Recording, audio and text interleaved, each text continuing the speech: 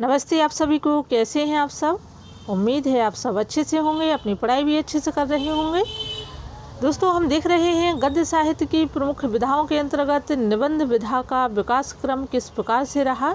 इससे पहले हम प्रीवियस वीडियो में गद्य की प्रमुख विधाएं, गौड़ विधाएं, उनका विस्तृत अध्ययन, साथ ही जो गद्य विधाओं के अंतर्गत निबंध विधा का, क्योंकि निबंध विधा जो है प्रमुख विधा में मानी गई है, तो इसका विकास क्रम भारतेंद्र युग, द्विवेदी युग, शुक्ल युग में किस प्रकार से हुआ, इसका हम विस्तृत अध्ययन कर चुके हैं। आप लोग डिस्क्रिप्शन में जाकर इसकी लिंक देख सकते हैं। इसी क्रम को हम आगे बढ़ाते हुए निबंध विधा का शुक्लोत्तर युग में किस प्रकार का इसका प्रभाव रहा, कैसा निबंध का विकास क्रम हुआ, इसका आज हम यहाँ अध्ययन करेंगे।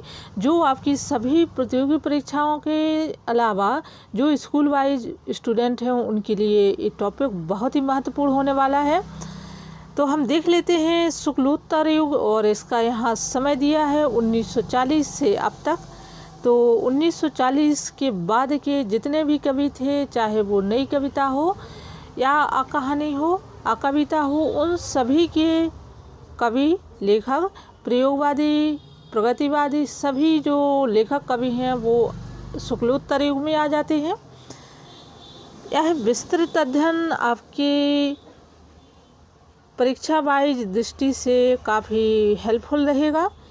तो चलिए हम देखते हैं शुक्लोत्तर युग का विकास क्रम। इस युग के निबंधकारों में आचार्य हजारी प्रसाद द्विवेदी, नंद दुलारी वाजपेयी, वासुदेव शरण अग्रवाल ये कवि हैं। किस युग के? शुक्लोत्तर युग के निबंधकार हैं। शुक्लोत्तर युग में निबंधकार कौन कौन से थे? तो हजारी प्रसाद द्विवेदी हैं, नंद दुलारी वाजपेयी हैं, वासुदेव शरण अग्रवाल, शांति प्रिय द्विवेदी, डॉक्टर नगेंद्र, जैनेन्द्र कुमार, डॉक्टर विनय मोहन शर्मा, प्रभाकर माचवे, राम वृक्ष बैनीपुरी, रामधारी सिंह दिनकर, शिवदान सिंह चौहान, प्रकाश चंद्र गुप्त, देवेंद्र सत्यार्थी, कन्हैयालाल मिश्र, प्रभाकर, डॉक्टर भागवत शरण उपाध्याय, डॉक्टर भागीरथ मिश्र, डॉक्टर रामविलास शर्मा, धर्मवीर भारती, विद्यानिवास मिश्र एवं आगे प्रमुख हैं। तो ये आपको यह विशेष रूप से ध्यान रखने योग्य आपके लिए है कि शुक्लोत्तर युग के प्रमुख निबंधकार कौन कौन से थे। तो यहाँ पर इनका विस्तृत अध्ययन दिया है। अब हम देख लेते हैं इस युग के निबंधकारों में आचार्य हजारी प्रसाद द्विवेदी का प्रमुख स्थान रहा है। उनके निबंध संग्रह हैं अशोक के फूल, आलोक पर्व, कल्पलता, विचार और वितर्क, विचार प्रवाह, कुटज आदि प्रमुख हैं। तो यह निबंधकार जो है, जो प्रतियोगी परीक्षाओं की तैयारी कर रहे हैं, जैसे NTA नेट, JRF, सेट, तो उनको यहाँ मैं बता दूँ कि अशोक के फूल, आलोक पर्व, कल्पलता, विचार और वितर्क, विचार प्रवाह, कुटज, इनका आपको समय भी सन याद रखनी अत्यंत आवश्यक है। इसके अलावा यह निबंध जो है किससे संबंधित है, यह आपको ज़रूरी है। इनका विषय क्षेत्र अत्यंत व्यापक है तथा उनमें चिंतन की गहराई और विचारों की सघनता मिलती है। अधिकांश निबंध ललित या कलात्मक निबंध कोटि के आते हैं। तो देखिए, यदि प्रश्न आ जाता है कि ललित निबंधकार कौन है, तो जैसे हजारी प्रसाद द्विवेदी हुए, विद्यानिवास मिश्र हुए, ऐसे जो निबंधकार हैं वो ललित निबंधकार के रूप में गिने गए हैं। आगे हम देखते हैं नंद दुलारी वाजपेयी। तो आचार्य नंद दुलारी वाजपेयी मूलतः आलोचनात्मक निबंध लिखे इन्होंने, तो ये भी महत्वपूर्ण पॉइंट है। उनके निबंध संग्रह हैं हिंदी साहित्य 20वीं सदी। तो इसका आपको जो प्रतियोगी परीक्षा वाले हैं उनको इसका सन, आधुनिक साहित्य, नया साहित्य, नए प्रश्न महत्वपूर्ण है। इस युग के निबंधकारों ने भावात्मक एवं आत्मपरक निबंध लिखे हैं जिनमें विषय वस्तु की विविधता सन्निहित है। शैली विचारात्मक एवं समीक्षात्मक रही। तो नंद दुलारी वाजपेयी आलोचनात्मक निबंधकार हैं और इनके प्रमुख निबंध यहाँ दिए हुए हैं। अब हम देख लेते हैं प्रमुख निबंधकार कौन कौन से हैं शुक्लोत्तर युग के। तो प्रमुख निबंधकार हैं हजारी प्रसाद द्विवेदी, नंद दुलारी वाजपेयी, डॉक्टर नगेंद्र, इसके अलावा विद्यानिवास मिश्र, रामविलास शर्मा, अमृत राय, यहाँ पर इनकी रचनाएं दी हुई हैं। हजारी प्रसाद द्विवेदी के हैं अशोक के फूल, विचार और वितर्क, नंद दुलारी वाजपेयी की निबंध है। आधुनिक साहित्य, नया साहित्य, डॉक्टर नगेंद्र के निबंध है। आलोचक की आस्था, विचार और अनुभूति, विश्लेषण, विद्यानिवास मिश्र के निबंध है। चितवन की छाह तुम चंदन हम पाने, रामविलास शर्मा की प्रगति और परंपरा, प्रगतिशील साहित्य, और अमृत राय का है सह चिंतन।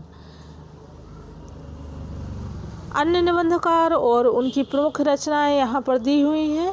तो शांतिप्रिय द्विवेदी की जो रचनाएं हैं, निबंध है जीवन यात्रा, साहित्यिक जीवन यात्रा नंबर 1 साहित्यिक, हमारे साहित्य निर्माता। इसके अलावा कवि और काव्य, संचारणी, युग और साहित्य और सामायिकी आदि इनके शांतिप्रिय द्विवेदी के महत्वपूर्ण निबंध हैं। डॉक्टर नगेंद्र के हैं विचार और विवेचना, विचार और अनुभूति, कामायनी के अध्ययन की समस्याएं। इनकी आपको सन भी याद करनी है तो किसी दिन आप लोगों को प्रमुख कवि, उनकी रचनाएं, उनके समय जो है आपको बताया जाएगा। जैनेन्द्र कुमार की प्रमुख निबंध है। जैनेन्द्र के निबंध हैं जड़ की बात, जैनेन्द्र के विचार, साहित्य और श्रेय, साहित्य का श्रेय और प्रेय, प्रस्तुत दर्शन, सोच विचार और मनमंथ इनके प्रमुख निबंध हैं। डॉक्टर विजय मोहन शर्मा के हैं साहित्यावलोकन, दृष्टिकोण, कलाकार और सौंदर्य बोध। प्रकाश चंद्र गुप्त के निबंध हैं प्रमुख नया हिंदी साहित्य, एक भूमिका और साहित्य धारा इनके निबंध हैं।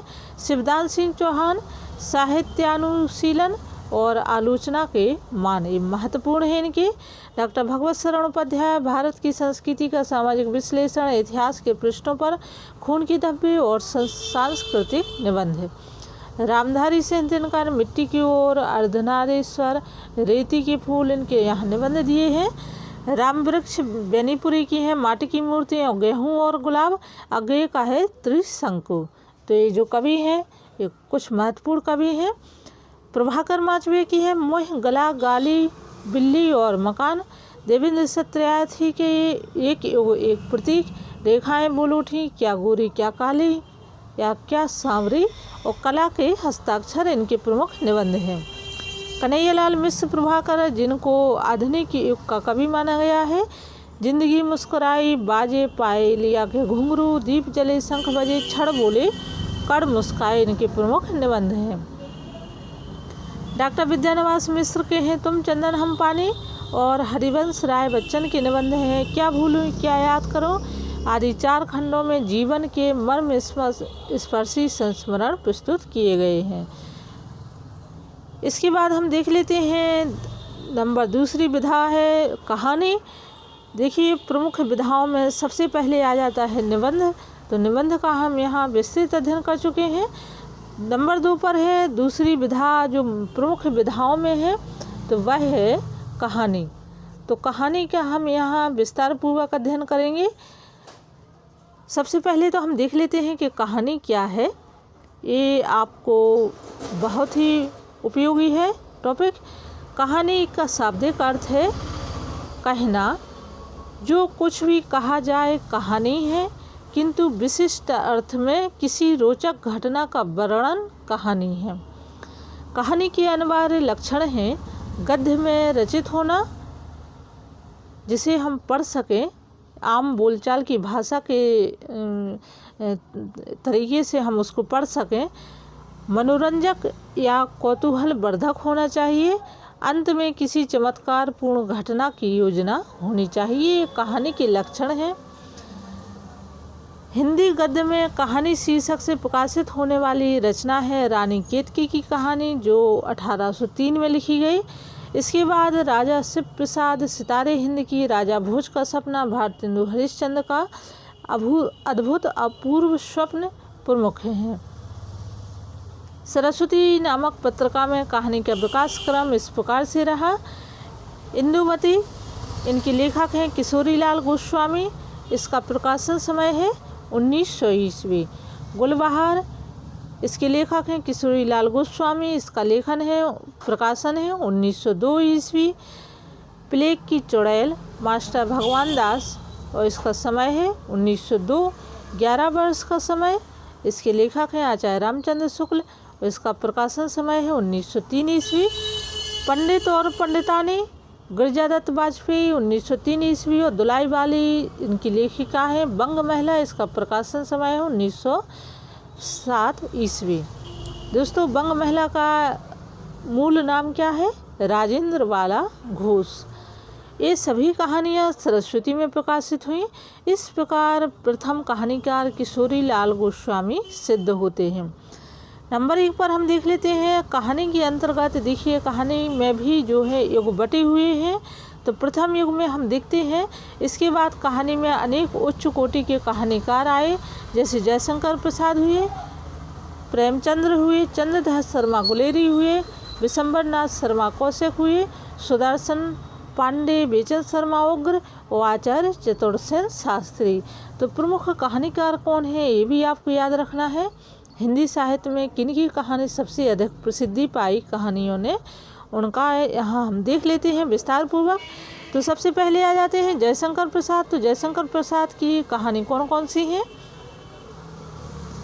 इनकी कहानी है ग्राम, जिसका प्रकाशन समय है 1909 ईस्वी। इसके बाद इनके अनेक कहानी संग्रह प्रकाशित हुए। नंबर 1 पर है छाया, प्रतिध्वनि, आकाशदीप, आंधी और इंद्रजाल। इनके प्रमुख कहानी संग्रह हैं। दूसरे नंबर पर आ जाते हैं प्रेमचंद। कहानीकारों में तो प्रेमचंद द्वारा रचित कहानियों की संख्या 300 से अधिक है, जो मानसरोवर नामक कहानी संग्रह में संग्रहित हैं। उनके कुछ स्फुट संग्रह सप्तसरोज, नवनिधि, प्रेम पचीसी, प्रेम पूर्णिमा, प्रेम द्वादशी, प्रेम तीर्थ, सप्त स्वप्न। उनकी पहली कहानी पंचपनवेश्वर, जो 1916 में प्रकाशित हुई थी, उनकी प्रसिद्ध कहानियाँ हैं। पंचपनवेश्वर कहानी उनकी 1916 ईस्वी में प्रकाशित हुई। इसके अलावा प्रेमचंद की प्रमुख कहानियाँ हैं आत्माराम, बड़े घर की बेटी, शतरंज की खिलाड़ी, वज्रपात, रानी सारंधा, अलग ओझा, ईदगाह, कफन, पूस की रात। इनकी प्रेमचंद की प्रमुख कहानियों में मानी जाती हैं। और दोस्तों, इनको आप नोट भी कर सकते हैं, तो आपके लिए बहुत ही अच्छा रहेगा। आगे हम देखते हैं चंद्रदास शर्मा गुलेरी की केवल 3 कहानियाँ ही लिखी इन्होंने, और इन तीनों कहानियों में ही इनकी जो है अमर हो गई। उनकी प्रथम कहानी है उसने कहा था, 1915 में इसका प्रकाशन हुआ। उनकी अन्य 2 कहानियां हैं सुखमय जीवन और बुद्धू का कांटा। तो दोस्तों, इनकी तीनों कहानियों का प्रकाशन समय भी आपको याद रखना है। विशंबर नाथ शर्मा कौशिक की कहानी है रक्षाबंधन, जिसका प्रकाशन समय है 1913 ईस्वी। उनकी लगभग 300 कहानियाँ हैं, इन 2 कहानी संग्रहों में संग्रहित हैं। तो विशंबर नाथ शर्मा कौशिक के प्रमुख कहानी संग्रह हैं। नंबर 1 है कल्प मंदिर, कल्प मंदिर में, और दूसरे नंबर पर है चित्रशाला। इन दोनों कहानी संग्रह में विशंबर नाथ शर्मा की 300 कहानियाँ संग्रहित हैं। अब हम देख लेते हैं बद्रीनाथ भट्ट सुदर्शन। इनकी पहली कहानी जो है हार की जीत 1920 ईस्वी में लिखी, और हार की जीत कहानी बहुत ही प्रसिद्ध रही, एक कक्षा वाइज पाठ में भी दिया हुआ है। उनके कहानी संग्रह इस प्रकार से हैं सुदर्शन के। नंबर 1 पर है सुदर्शन सुधा, सुदर्शन सुमन, तीर्थ यात्रा, पुष्पलता, गल्प मंजरी, सुप्रभात, झरोका। और इसके अलावा 4 कहानियाँ नगीना, पंचवटी, इनकी प्रमुख कहानी है बद्रीनाथ भट्ट सुदर्शन की। और इनकी हार की जीत कहानी प्रतियोगी परीक्षा की दृष्टि से बहुत ही महत्वपूर्ण है दोस्तों। तो इसके अलावा गल्प मंजरी भी, इसका भी समय आपको याद रखना है। पुष्पलता, ऐसी कहानियों के जो है प्रकाशन समय सुमेलित के रूप में भी दे दिए जाते हैं।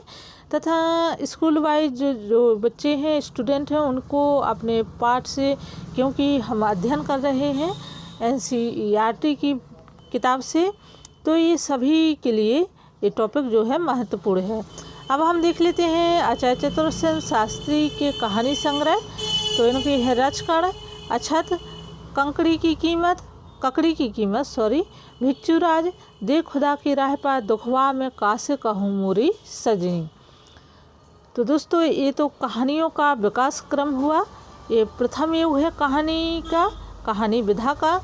इनका विस्तृत अध्ययन आपके लिए बहुत ही उपयोगी होगा और ये इसका कोई लिमिट नहीं है कि किस पेपर के लिए है। इस सभी के लिए बहुत ही उपयोगी टॉपिक है। तो आप लोग इसका अध्ययन करिए। कमेंट बॉक्स में अपने विचार ज़रूर लिखिए कि आपको वीडियो किस प्रकार से लगा और कैसे आप लोग और पढ़ाई से संबंधित आप लोग सामग्री चाहते हैं। हम फिर मिलते हैं नई वीडियो नई जानकारी के साथ। तब तक घर पर रहिए, सुरक्षित रहिए, अपनी पढ़ाई अच्छे से करिए। धन्यवाद।